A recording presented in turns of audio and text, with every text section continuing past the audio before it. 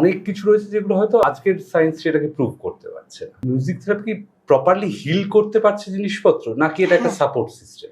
আমি যদি western world থেকে ধরি, প্রথমে ওরা এটাকে একটা কমপ্লিমেন্টারি থেরাপি হিসেবে ইউজ করে, যে it's complementary therapy to the medical treatment. আর ওদের বোর্ড আছে প্রপার, তোরা সার্টিফাই করে দিচ্ছে।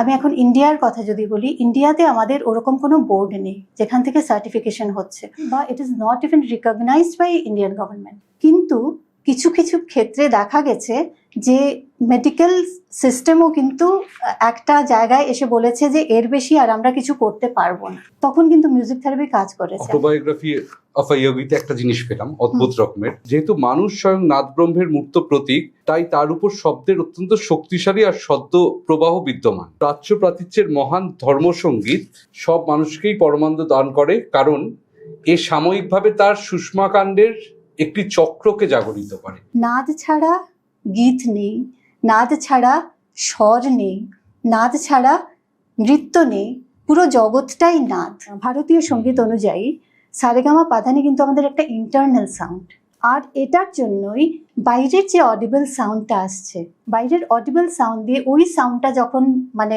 নষ্ট হয়ে যাচ্ছে, তখনই তো আমাদের শরীরে ডিজিজ দেখা দিচ্ছে, মানে এনার্জি আর ভাইব্রেশনের প্রবলেম হচ্ছে তখন আমাদের ভেতরে।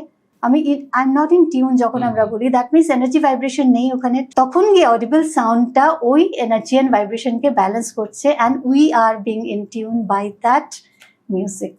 And that is music therapy. That is music therapy.